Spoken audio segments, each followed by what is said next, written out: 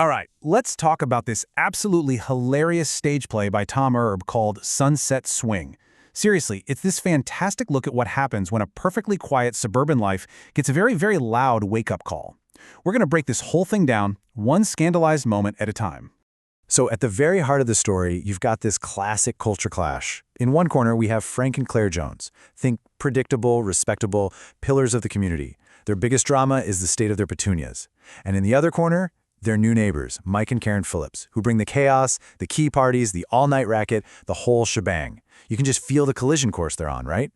So let's just paint the picture of the Joneses' world. It's a predictable paradise. Frank, a retired insurance exec. Claire, a former elementary school teacher. Their lives are super orderly, you know? It's all about golf on TV and keeping up that award-winning garden. It is the very definition of a peaceful retirement. And the whole story kicks off with what seems like a pretty minor crime. Claire finds out her beloved prize-winning petunias have been pinched.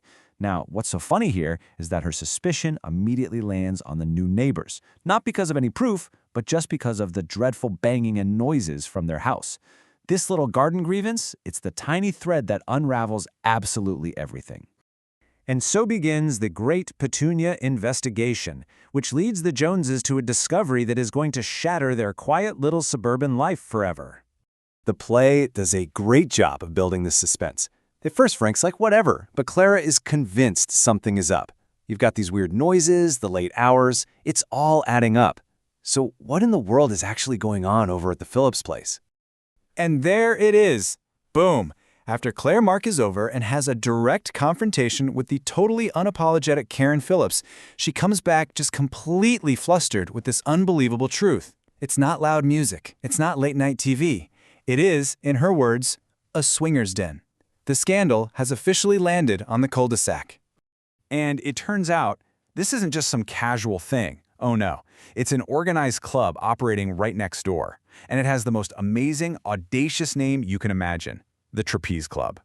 Karen Phillips herself calls it a private club for couples looking to, quote, keep things spicy.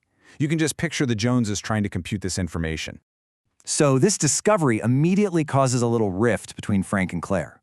Claire is completely scandalized. She's worried about what the bridge club will think, how they'll show their faces at the pickleball tournament. But Frank, well, he's annoyed by the noise. He takes a more methodical approach. He starts gathering evidence of all the debauchery. This brings us to probably the peak of Claire's moral outrage. Her declaration that their quiet street has become a geriatric Gomorrah is just perfect. It so perfectly captures this clash of two totally different worlds. It's pure high drama meets absolute comedy. As this whole thing builds, Frank's mission turns into a full-blown investigation. He starts keeping a logbook, a detailed timeline of the nightly chaos.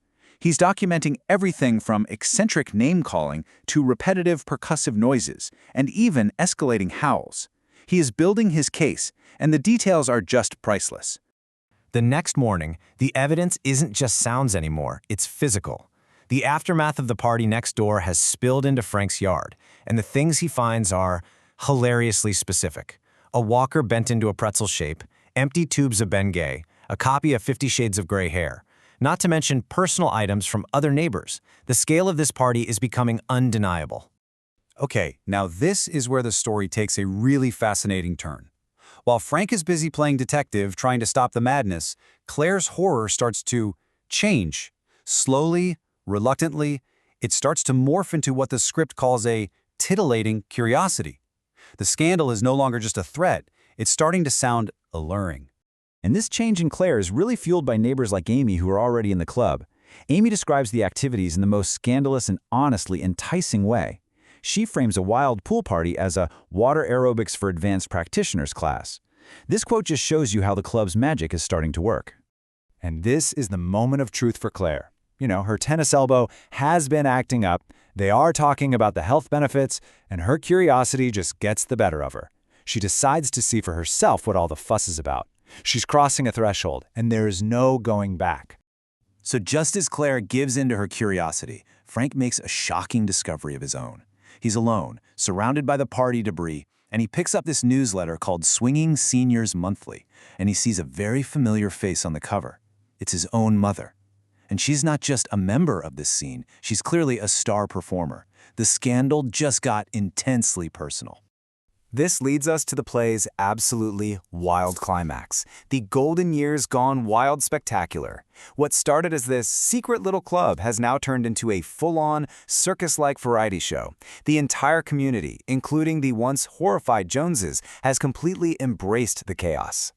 The program for this event just shows you how wonderfully absurd things have gotten. I mean, you've got the Metamucil Magic Show, the Arthritis Acrobats, complete with built-in Ben Gay dispensers, and the grand finale, 50 Shades of Grey Hair, the musical. It is a celebration of aging that is anything but quiet. And what's really wild is how this whole movement has just taken over. It's not some fringe thing anymore. The HOA board, the city council, the mayor, they're all in on it. And it all culminates with the arrival of the president and his cabinet, all wearing matching leotards, ready for water aerobics for world leaders. And just to underscore this total reversal of norms, we get this fantastic line from Frank's mother. As she literally swings by on a trapeze, catching dentures in midair, she scoffs at the newcomers. She's now the unimpressed, seasoned veteran of this whole circus, putting everyone else to shame. And that brings us to the complete transformation of our main characters. The Joneses go from being predictable and proper to sequined and spectacular.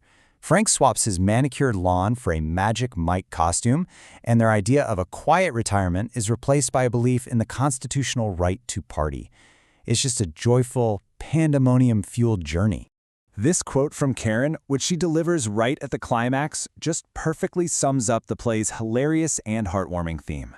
It's this defiant, joyful declaration that getting older doesn't mean getting boring. In fact, it might be the start of the best part. And that's really what Sunset Swing leaves us with. It's this celebration of grabbing life with both hands, no matter how old you are.